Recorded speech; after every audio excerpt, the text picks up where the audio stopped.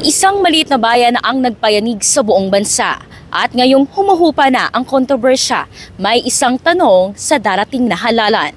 Sino na ang bagong iluluklok na alkalde sa bayan ng Bamban, Tarlac?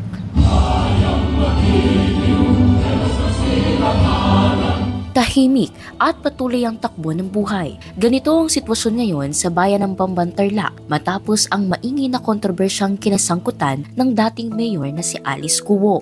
Noong March 2024, pumutok ang issue ng Pogo Syndicate sa bayan ng Bamban. Kasampahan na ng patong-patong na kaso si Bamban Tarlac Mayor Alice Guo dahil sa pagkakadawit niya sa illegal na Pogo operations. Lumabas ang ilang iligal na aktibidad sa ekta-ektaryang Pogo na matatagpuan sa likod mismo ng munisipyo ng Bamban. Matapos ang 3 buwang investigasyon, sinuspinde ng Office of the Ombudsman si Alice Guo. Nang makapanayam namin ng ilang residente sa Bamban, tila may halong pangungulila at pangamba ang naramdaman nila sa pagkasibak sa serbisyo ng dating alkalde. Namimiss niyo ba ngayon si Mayor Alice Guo? Namimiss namin kasi marami din yung nagawa dito eh. Plastic naman kung hindi ko sasabihin yung galon. Marami nagawa dito yun, the best. Ang para sa amin dito sa Bamban, mabango pa rin si Alice Guo.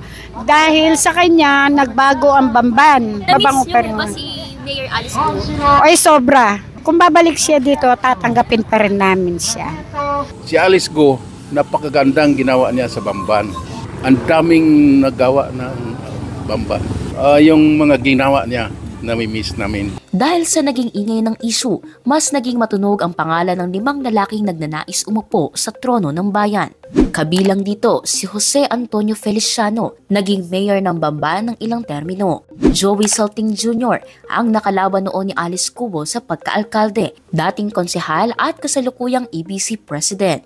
Si Rodi Escoto, dating konsehal. Erano Erdi Timbang, dating konsehal at naging acting mayor. At Brian Eribal, ang itinuturing na bagong mukha sa politika ng Bamban. Sinubukan ng News 5 na makapanayam ang lahat ng kandidato, pero si Rodi Escoto lamang ang nagpaunlak ng panayam.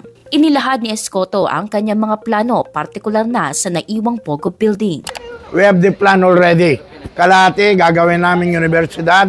Magkikipag-negotiate kami sa Tarlac State University. At ang kalahati, I'll try our best, magkipag-negotiate kami sa St. Luke's Hospital. And besides that, to our programang turismo, we can invite tourists in our community with a package deal of 3 days, 2 nights. It's only about 25,000. Diyan namin ilalagay sa Pogo. Dahil class na class ang lugar yan. Fully air-conditioned yan.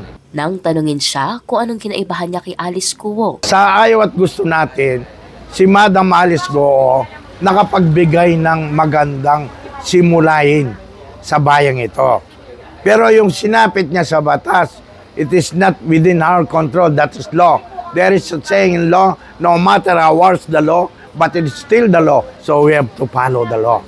Dagdag pa niya, ipagpapatuloy niya ang mga nasimula ni Guo, pero may sariling paraan siya ng pamumuno na anya'y mas malapit sa mga mamamayan. Pero ano nga ba ang inaasahan ng mga taga-Bamban sa susunod na mamumuno sa kanilang bayan? Simple lang naman, yung dapat umasenso na tuluyan yung Bamban. Sana may patuloy niya yung ginawa ni Alice Guo. Kasi sa loob ng 1 year and a half, ang daming nagawa na. Yung makatao, yung totoong tao, yun ang katayo na gusto namin ng Bamban. Yung kaya niyang hawakan yung sinasakupan niya. Naging mas mapanuri po ba kayo ngayon sa pagpili ng iboboto ninyo? Siyempre po, huwag basta-basta. Huwag basta-basta. Basta, pipili. Kailangan isipin mo kung ano yung kinabukasan ng mga anak mo.